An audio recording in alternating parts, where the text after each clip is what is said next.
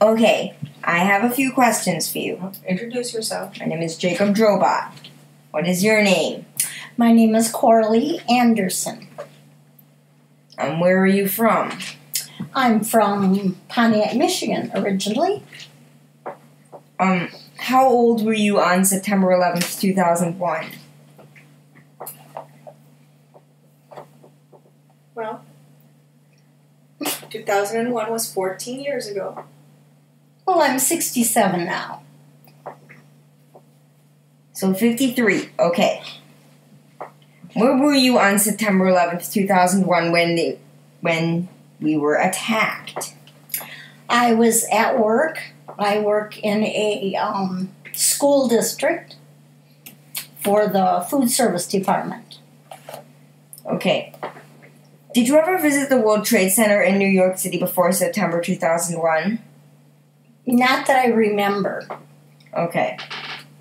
How did you find out about the attacks? What were you doing at the time? Please be specific. I was in the office. We had a large office with 2 different rooms, and someone had entered our office and said that the television was on next door, and there was a bunch of commotion going on, and that we should all go over there and look, which was very unusual because we don't have the TV on at school. So we asked what was going on, and they told us that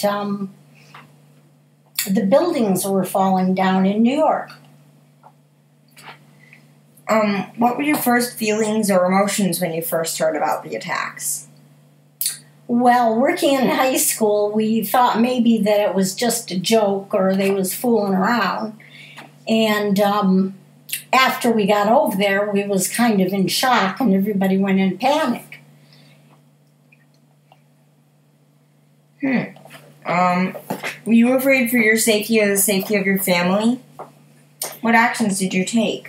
No, we wasn't, but we had people that worked in our office that had relatives that lived near there, and they was very concerned. They couldn't get any connections over the telephone to reach their families.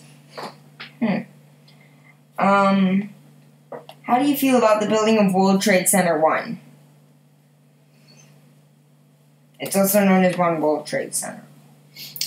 As far as it being hit by the plane? One World Trade Center, the building that they're doing now. Oh. I was back there. I really haven't seen a lot of news about it recently.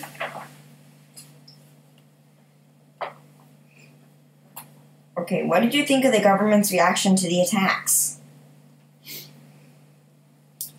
Well, you don't really know what the government knows and what they don't know. It's common knowledge that the government is not going to tell you everything, which is smart because we don't need to know everything right away. Do you agree with the decision to invade Afghanistan? Well,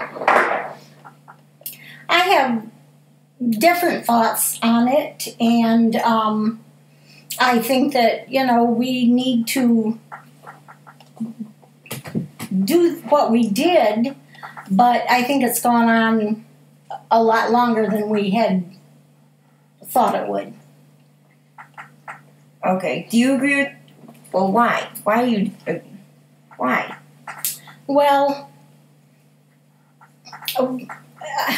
it just seems like things should be settled. It's gone on, and I lived through the Vietnam War, and, we waited for a long time for that to be over. Do you agree with the decision to invade Iraq?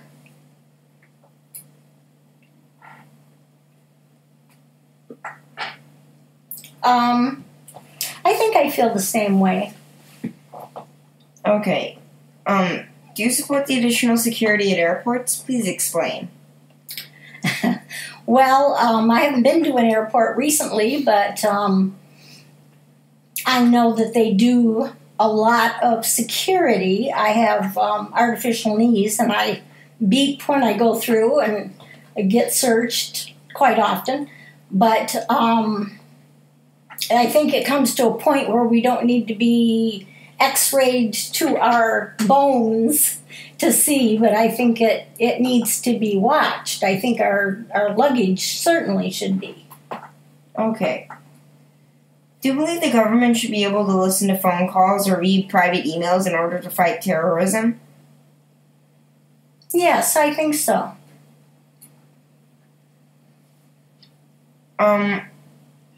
Why do you think it is important for students to learn about September 11th? Well, everything that has happened in history, I think that students should learn about it. Otherwise, it's going to happen again. We've been through a lot of things that we don't want to do over again. I see. Do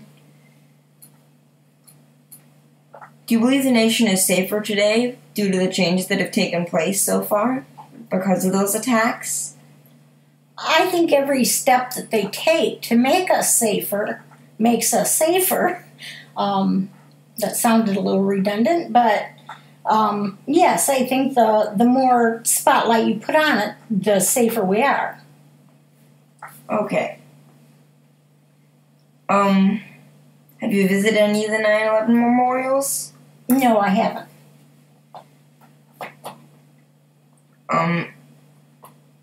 Were you personally connected to anyone in the towers, Pentagon, or planes? No.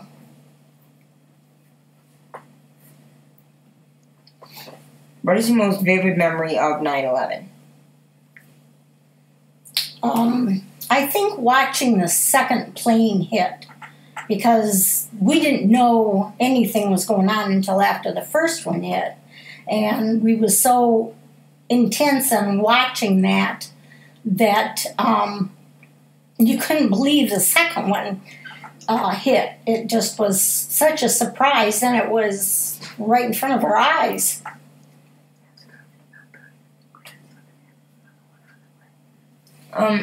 How did you feel about having a new grandson and another one coming in very soon? About that? Well, I think everyone that has children, you kind of want the world to be better and safer for them. And it just seems like, every time we kind of let loose and think things are safe and something else happens, you wonder if you should have children, or if they're just going to go off to war and not be here. Yeah, because some people are questioning why we should birth our children into this place of war, this time of just war. Well, I think we have to go on. We have to have family. I wouldn't want to not have a family.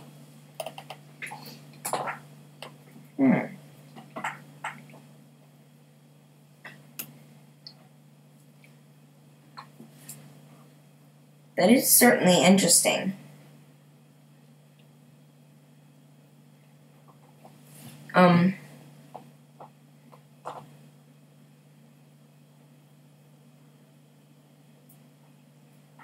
Has 9/11 changed you at all? Well, I think maybe it has to have changed everybody somehow. We see so much on TV that's not real that you have to look at it and say, well, that looked so fake with the stuff all falling, and we're never prepared for anything, but you have to realize that it was real, and we got to see it.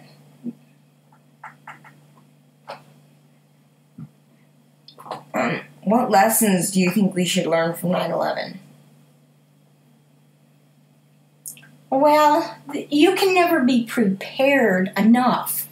I know that all the hospitals and everybody thought that they had triage and everything fairly covered, but they have to do practice over and over again.